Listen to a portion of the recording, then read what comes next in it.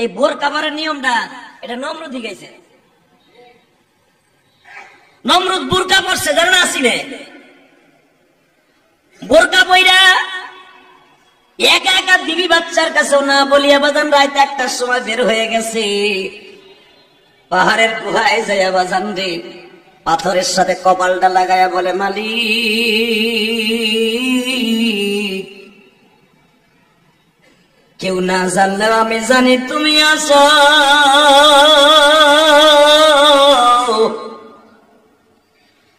তুমি যে আমার খোদা এটা আমিও জানি, কিন্তু আমি এখন কি করবো? আমারে তুমি তো বানাইছো, তুমি আমার নমরুদ হিসাবে আখ্যায়িত দিছো। যদি ওই সময় রাত্রে একটা চাপ দিয়ে মেরে ফেলতে তাহলে তার আমার কাছে করার ছিল না, আমার মাল্লা না কেন? তাহলে বোঝা গেল তুমি চাও আমি এটা করি। নাউজুবিল্লাহ কইলেন না? তা আমি যেদিন আনুষ্ঠানিক ভাবে খোদায় দাবি করলাম ওই দিন আমার একটা ঘাড় ফাঁসা থাপড় দিতে পারলা না, তাও তো দিলে না। তাহলে এখন আমার অপমান করে তোমার লাভ কি? কালকে ওরা বৃষ্টি চাইতে আইবো, ভালো মতো কইতেছি বৃষ্টি দিও।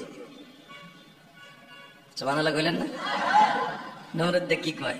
ভালো মতো কইছি তোমারে, যদি আমারে বান্দা হিসেবে বাঁচায় রাখতে চাও আর যদি আত্মহত্যা না দেখতে চাও, কারণ যদি কালকে বৃষ্টি না দিতে পারে জনগণ আমার পাথর মেরে মেরে লেবো, যেই বনি ছেলেরে বেজরমা গুলিয়ে দি আমার জায়গা মেরে লেবো, ওরা নবী কুমারে আর আমারে থইব। আল্লাহ তোমার কুদরতে পাও ধরে বলছি, তুমি জানো যে তুমি আমার রব, তুমি সব। আরে মাঝখান দিয়ে আমি একটু মজা লইতেছি, এখন আমি এই পর্যায়ে পড়ছি। তাহলে একটা কথা তোমার সাথে আমি ওয়াদা করছি, তুমি আমার দুনিয়ায় সবকিছু দিবা, আখিরাতে আমার কিছু দেওয়া লাগবে না। আখিরাতে আমি বাদ করে দিলাম, দুনিয়ায় বসবাসের লেগে যা দরকার আমি যা চাবো তুমি তাই দিবা। আমারে মানতেছে, তোরা কইতেছ যে আমার সবাই আল্লাহ মানে, কিন্তু আমি সেদিন বিশ্বাস করবো যেদিন আমার সেজা দিব। ওইটা আপনার লাগবে, কখন লাগবে কখন, ওইটা আমরা দেখাই দিই। ঠিক আছে, আগামী শনিবার ইবাদতের দিন আমার জন্য বিশাল বড় একটা মঞ্চ করবি। আমার এই দেশের লোকগুলো আগে দেখি কেরা কেরা আমার সিজদা দেয়। এলান হয়ে গেল আগামী রবিবার আমাদের বাচ্চাকে সবাই সিজদা দিবা। বাজান্ডের নমরুদ বসে আছে স্টেজে, সব মানুষগুলা ধূপ পাড়াইয়া পড়ে, কিন্তু একজন ইমানদার, তখন তো একজন ইমানদার ছিল না। একজন মানুষ জিজ্ঞাসা করে, আপনারে যে আল্লাহ হিসাবে সেজদা দিলাম, বিপদে কিন্তু বেশি ফেলাই দিলাম। কয় কে? এতদিন কিন্তু একজনের কাছে সবাই চাইতো, এখন কিন্তু আপনার কাছে চাইবো। বৃষ্টির সিজনে বৃষ্টি চাইবো, শীতের সিজনে রৌদ্র চাইবো, ফসলের সিজনে ফসল ভালো চাইবো। তাদের খাবার ঠিক মতো ঘরে ঘরে না পৌঁছাইলে আপনার বিপদ হইব। কয় ওটা আমি বুঝবো না, ওই চিন্তা তোর নাই। নাউজুবিল্লাহ বলেন, ভালো করে বুঝেন। হঠাৎ করে বাজান কিছু লুকায় পড়ছে, বৃষ্টি দাও খোদা। এখন বৃষ্টি করতে দেবো, বৃষ্টি কর বাপের কথা কর না, জোরে কর, আরো জোরে। এই বৃষ্টি কি নমরুদের বাপের? রৌদ্রের কারো বাপের? আল্লাহ যদি কয় আজকে কুয়াশায় পুরা মেঘ ঢাকা থাকবে আসমান, কোন রৌদ্রের তাপ জমিনে নামবে না, পৃথিবীর এমন কোন শক্তি নাই ওই মেঘমালাকে সরাইয়া রৌদ্র দুনিয়ায় ফাটাইতে পারে।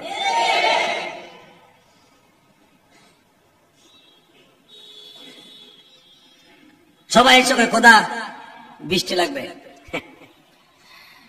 এখন তো নমরুদের লগে যারা যে সেলা আছে, এখন কি করবেন? সবই তো করে দিলাম আমি, এখন আপনি কি করবেন? শেষ দাও দিতে কইলেন, দিলাম।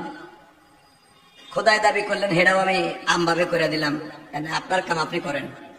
তুই আমার লগে থাকবি না? আমি তো আছি, আপনি করেন। তুইও সর, আমি বৃষ্টি নামাবো দেশ কেনে। কেমনে দেশ কেনে? যা বাজান। নমরুদ কি করলো এটা আমার আল্লাহ কোরআনে বর্ণনা করেন। নমরুদ আগে বোরকা পরছে। দেখবেন সরকার যখন পরিবর্তন হয়, অনেক এমপি মন্ত্রী এয়ারপোর্টে বোরকা পরা অবস্থায় লেডিস হিসাবে পাওয়া যায়। এই বোরকা পরার নিয়মটা এটা নমরুদ গেছে। নমরুদ বোরকা পরছে, জানেন আসিলে বোরকা পইরা একা একা বিবি বাচ্চার কাছে না বলিয়া বাজান রাত 1টার সময় বের হয়ে গেছে, পাহাড়ের গুহায় যাইয়া বাজান রে পাথরের সাথে কপালটা লাগায়া বলে, মালিক কেউ না জানলেও আমি জানি তুমি আছো,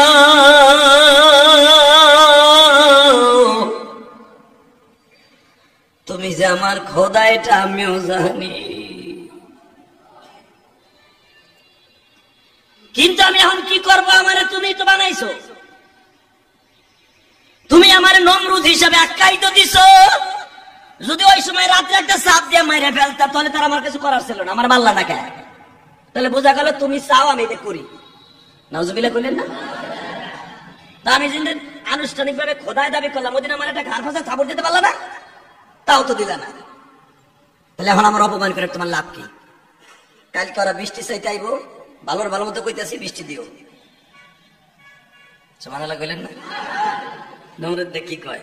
ভালো মতো কইছি তো, মানে যদি আমারে বান্দা হিসেবে বাঁচায় রাখতে চাও আর যদি আত্মহত্যা না দেখতে চাও, কারণ যদি কালকে বৃষ্টি না দিতে পারি জনগণ আমার পাথর মেরে মেরে লেবো, যেই বনির ছেলেরে বেজরমা গুলিয়ে দি আমার জায়গা মেরে লেবো, ওরা নবী মারে আর আমারে থুইব। আল্লাহ তোমার কুদরতি পাও ধরে বলছি, তুমি জানো যে তুমি আমার রব, তুমি সব। আরে মাঝখান দিয়ে আমি একটু মজা লইতেছি, এখন আমি এই পর্যায়ে পড়ছি। তাহলে একটা কথা তোমার সাথে আমি ওয়াদা করছি, তুমি আমার দুনিয়ায় সবকিছু দিবা, আখেরাতে আমার কিছু দেওয়া লাগবে না।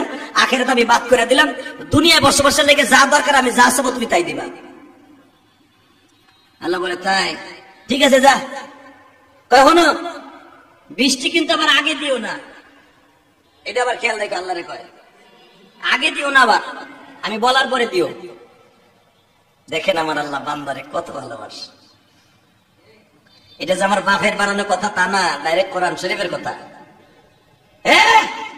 আল্লাহ বান্দার সুযোগ দেয়, মরার সময় ওরে কায়দা মতো সাইজ করে নেয়। সকাল 10টার দিকে সব জনগণ আসছে, খোদা বৃষ্টি, এই যা মাঠে যা। এদিক দিয়ে নমরুদ দুর্বর করতেছে, আল্লাহ তুমি কি আবার বেইমানি করে বুঝে আমার লাগে? খবরদার, তুমি কিন্তু রাত্রে কথা দিছো, আমি কইলে তুমি দিবা, আমার লাগে আবার একটা এদিক সেদিক করো না, তোমার পাও ধরছি। দেখো আল্লাহ যা কর তুমি আমারে কইও, যা সাজা দেয় আমারে দিও, জনগণের হাত দিয়ে দিও না। তুমি জানো মানুষের সবকিছু গোপন রাখতে তুমি ভালোবাসো, আমারটাও গোপন রাখো। তুমি গোপনে আমার জনমের মাইট দিও, গোপনে আমার যা খুশি তাই করো।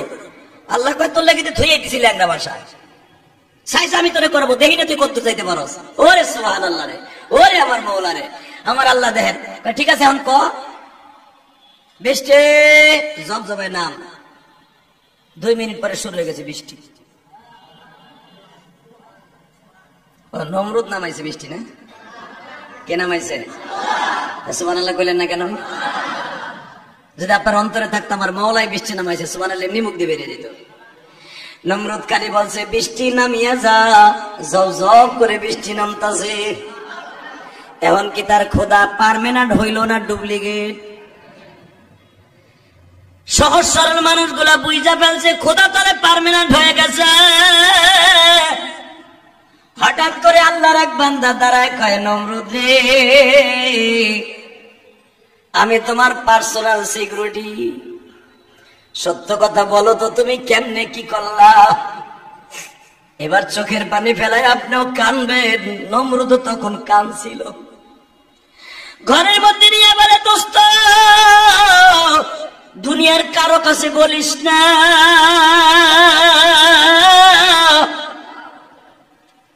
আসলে বৃষ্টি দেওয়ার মালিক আমি না। وأنزلنا من السماء ماء فأخرجه ماء। আল্লাহ করে বলছে وأنزل من السماء ماء فأخرجه ماء।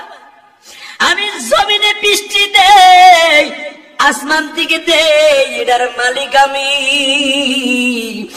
বৃষ্টি দিয়ে আমি আমার বান্দার রিজিকের ব্যবস্থা করি।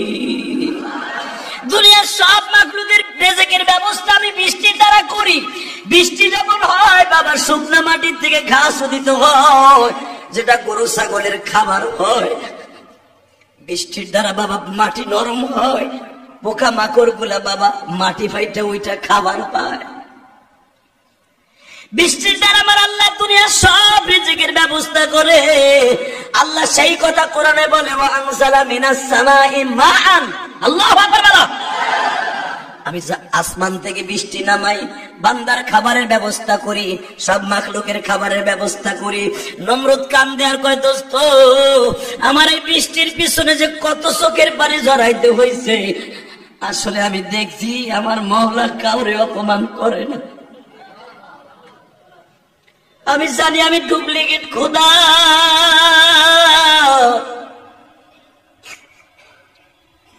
আমার চাইরানার কোন শক্তি নাই, সব শক্তির মালিক তিনি। এত বেঈমানি করার পরে আমার আল্লাহ আমারে বলে নাই গো। তখন তার বন্ধু বলে, দোস্ত তুই কি মনে মনে কালেমা পড়ে নিছর? কয় না রে দোস্ত, এইগুলা সব পাইতেছি ঠিকই, কিন্তু আখিরাতে আমি কিচ্ছু পাবো না। এই মাহফিলেও জিন থাকতে পারে, এইখানেও একজন ক্যামেরাম্যান থাকতে পারে। যেই ক্যামেরাম্যান আমার এক মাহফিলে ছিল, সরাসরি সাপ হয়ে গেছে। হঠাৎ করে শ্রোতারা বলতেছে, হুজুর সাপ সাপ। ওই মাহফিলে মাওলানা আব্দুল হাই সাইফুল্লাহ সাহেব বয়ান করে মাত্র উঠছে, আমি বয়ানে বসছি। হঠাৎ করে সবাই বলতেছে সাপ সাপ। তাও কি সাপ? গোখরা সাপ। তাহলে শ্রোতা কি আর থাকে না যায়? আমার জীবনে এরকম দৃশ্য সরাসরি এরকম দেখি নাই, আরো অনেক অন্য কিছু দেখছি। দেখলাম হঠাৎ আমাদের চাইতে এক হাত বড় হবে, সুন্দর করে ডুলে ডুলে হাঁটতেছে, চতুর পাঁচটা কুয়াশা দিয়া ভরে গেছে। আমি ড্রাইভারকে বলবো যে এই লোকটা যে হাঁটতেছে অনেক লম্বা চড়া, এর থেকে একটু সাবধানে গাড়িটা চালা। এর মধ্যে শেষ নিজের সাবধানতায় গাড়িটা পার হয়েছে। যেই লাইটটা তার শরীরের মধ্যে গিয়ে পড়ছে, চতুর্দিকে কোনো কুয়াশা নেই, শরীরের ভিতরে যখনই লাইটটা পড়ছে, পড়ার সাথে সাথে উদাও। একদিন এরকম শুয়েছি, এরা সবাই আমার সাথে ধাম করে আওয়াজ হচ্ছে, মনে হয়েছে আমার ব্যাগটা উপর থেকে ফালাইছে। আমি গেলাম, কিরে এরকম দুষ্টামি করছ কি লেগে? আমি তো কোনো ক্ষতি করি নাই। ব্যাগটা আমি ছুঁয়েছি, ব্যাগটা ফালাইলো কে? লাইটটা জ্বালাইলো, দেখি ব্যাগের জায়গায় আছে। বললোটা কি? ঘরে যদি ব্যাপারটা স্ত্রী থাকে, পর্দা নিষেধ বানাবেন। ঘরের ভিতরে যদি পুতুল থাকে, আজকেই সরাবেন। আপনি তো জিনি বিশ্বাস করেন না। হ্যাঁ, আমার ড্রাইভার সাহেব কই নেই? হ্যাঁ, দেখেন সে আমার সবসময় সফর সঙ্গী। এবারে আমার সাথে ছিল আমার আরেক সহকারী সফর সঙ্গী আব্দুল্লাহ। তিনজন আমরা নবাবগঞ্জ থেকে। ভয় পাবেন না তো? ভয় পাবেন না তো? তিনজন মিলে, একজনের চোখে না হয় ভুল দেখতে পারে, ক্যামেরাম্যান একজন ছিল। এই দেখেন হাতটা ওটাও তো ভালো করে, এই সে হচ্ছিল। ঠিক নবাবগঞ্জের মফিজিয়া ফাজিল ডিগ্রি মাদ্রাসার মাহফিল শেষ করে আসতেছি, রাস্তার মধ্যে কোনো কুয়াশা নেই। আমার জীবনে এরকম দৃশ্য সরাসরি এরকম দেখি নাই, আরো অনেক অন্য কিছু দেখছি। দেখলাম হঠাৎ আমাদের চাইতে এক হাত বড় হবে, সুন্দর করে ডুলে ডুলে হাঁটতেছে, চতুর পাঁচটা কুয়াশা দিয়া ভরে গেছে। আমি ড্রাইভারকে বলবো যে এই লোকটা যে হাঁটতেছে অনেক লম্বা চড়া, এর থেকে একটু সাবধানে গাড়িটা চালা। এর মধ্যে শেষ নিজের সাবধানতায় গাড়িটা পার হয়েছে। যেই লাইটটা তার শরীরের মধ্যে গিয়ে পড়ছে, চতুর্দিকে কোনো কুয়াশা নেই, শরীরের ভিতরে যখনই লাইটটা পড়ছে, পড়ার সাথে সাথেই উদাও। জোরে করে আল্লাহু আকবার। যে কি কথা বলে? কি সবাই তো কয় না কি? জিন। জিন আছে না নাই?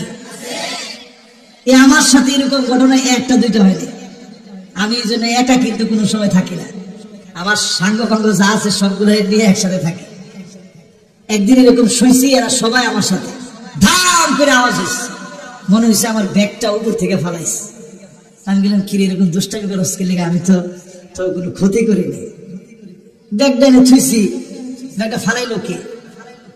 লাইটটা জ্বালাইলো, দেখি ব্যাগের জায়গায় আছে। বললোটা কি? এই জন্য জিন এই পৃথিবীতে আছে। মানুষ আর জিন দুইটার হিসাব হবে আল্লাহর কাছে। জিন এই পৃথিবীতে আছে, আপনার চারপাশে জিনের আছে। এই মাহফিলেও জিন থাকতে পারে, এইখানেও একজন ক্যামেরাম্যান থাকতে পারে। যেই ক্যামেরাম্যান আমার এক মাহফিলে ছিল, সরাসরি সাপ হয়ে গেছে। হঠাৎ করে শ্রোতারা বলতেছে, হুজুর সাপ সাপ। ওই মাহফিলে মাওলানা আব্দুল হাই সাইফুল্লাহ সাহেব বয়ান করে মাত্র উঠছে, আমি বয়ানে বসছি। হঠাৎ করে সবাই বলতেছে সাপ সাপ। তাও কি সাপ? গোখরা সাপ। তাহলে শ্রোতা কি আর থাকে না যায়? আমি বললাম ঠিক আছে, কিছু করেন না, মারেন টারেন না, খবরদার চোখটা বন্ধ করেন, কেউ তাকায় না, তাহলে ক্ষতি হবে। চোখটা বন্ধ করেন, একটা দোয়া পড়বো, পরে এরপরে চোখটা খোলেন। ঠিকই দোয়া করার পরে চোখ খুলছে, সাপ আর নাই। এই জন্য আমাদের চারপাশে জিনেরাও আজকে মাহফিল শুনতে পারে, ঠিক কিনা বলে? জিনের কাছ থেকে বাঁচার জন্য এই জিনের কথা বলছে, দেখছেন অনেকে কি সুন্দর মনোযোগ দিয়ে শুনতেছে, যে হুজুর ইডা লাগলে একটু বেশি করে আওয়াজ করেন। জিন কোন কোন জায়গায় থাকে? এক নাম্বার সবচেয়ে বেশি থাকে আপনার টয়লেটের ভিতরে, আর আরেকটা জায়গায় জিন থাকে আপনার শরীরের ভিতরে, আপনি জানেনই না।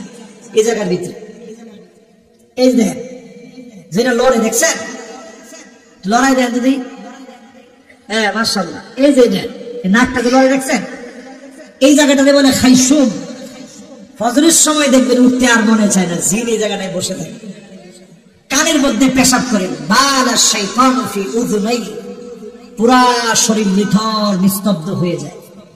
এই জন্য বাঁচার জন্য আপনি ঘুম থেকে উঠে ওযু করতে ধরেন একটু দেরি হবে, আগেই নাকের ভিতরে পানিটা দেন। এটাকে আরবিতে বলে ইস্তিনশাক। পানি নাকের ভিতরে দিবেন, খয়সুম পর্যন্ত পৌঁছাইবেন, ইস্তিনসার, এরপরে নাকটারে ঝাড়বেন। জিন আপনার কোনো ক্ষতি করতে পারবে না। জোরে করে আল্লাহু আকবার।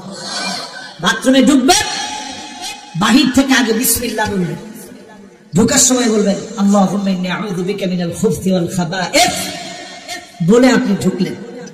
ঘুমানোর সময় বিছানাটা ভালো করে ঝেড়ে ঘুমাবেন, আয়াতুল কুরসি পড়ে ঘুমাবেন।